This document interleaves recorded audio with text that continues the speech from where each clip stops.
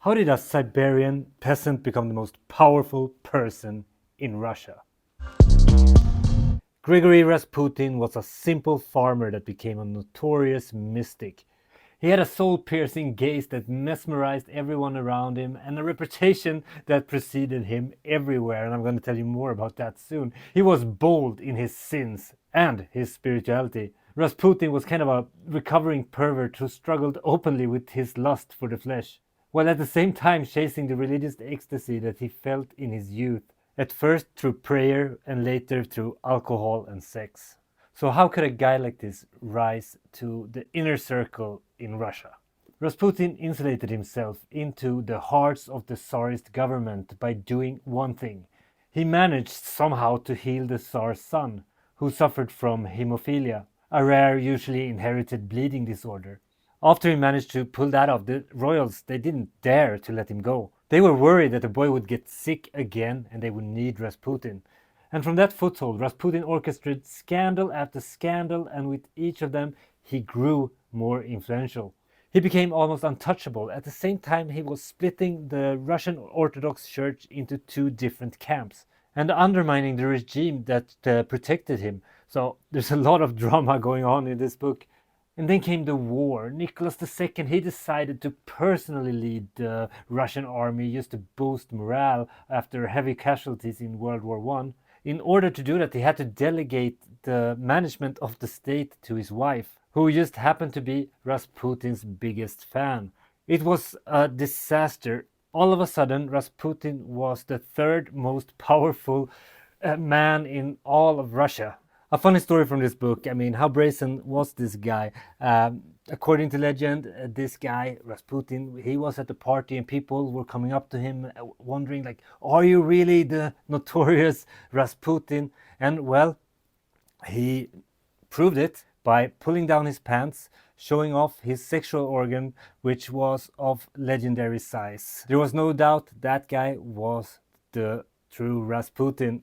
There's a lot of funny stories like this, and we get to follow his whole life basically until his fall. And Rasputin was a hard guy to defeat. I mean, he'd been through a lot of things.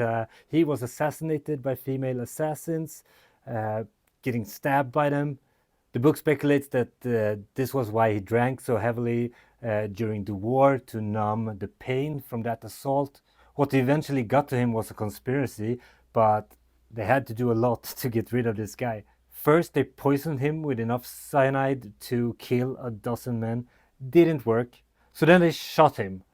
But that really didn't fully do it either. Then they just had to beat him to a pulp. This is a fascinating story. It's amazing that at least some of this seems to be true. It's one of those books that it's the story of Rasputin is so insane that you kind of doubt that this actually happened. And it's not like a long time ago. I mean, I was surprised to realize that this was just in the late 1800 to early 1900. Rasputin died in 1916. And when Rasputin was dead, the Tsarist regime didn't stand much longer either. And the book tells the stories of both collapses. My main takeaway from reading this book is that I'm starting to get a really big interest in Russian history, so I might devour more books like this.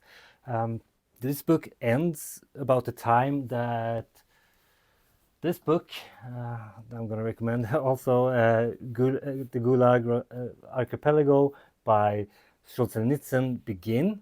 So it was really nice to go from going from this book right to this one. It kind of gave a nice consistency to the whole flow of history. Rasputin, The Untold Story is a good book. I do recommend it. I bet there are plenty of other books about Rasputin, and I can't really compare and contrast because I've only read one of them. This is a pretty thin one, so it's easy to take on if this guy sounds like an interesting dude to read about. As for the mission of BookLab to understand human nature, this is actually quite relevant because it tells a story of how a simple person, through personality and charisma and hocus pocus here and there, could penetrate all the way into the heart and power of a big nation. Rasputin, The Untold Story is a book I recommend, but I don't think it's mandatory reading unless this sounds very interesting. I enjoyed it a lot.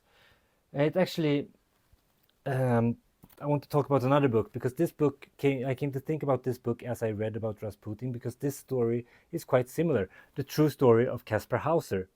Caspar Hauser was a 19th century German youth who mysteriously appeared out of nowhere in Nuremberg in 1828. Barely able to walk or talk, he claimed that he had spent his entire childhood in solitary confinement in a dark cell. This guy was definitely strange and weird, and the people of the higher class found him very interesting, and he got disproportionate influence in that little town where he was located. And that story kind of has a similar ring to it as the Rasputin story.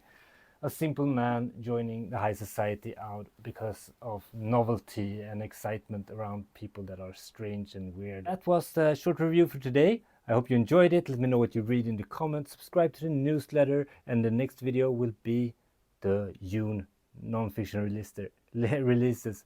It will be a jam-packed list because June is going to be a great month for non-fiction books. Björn out.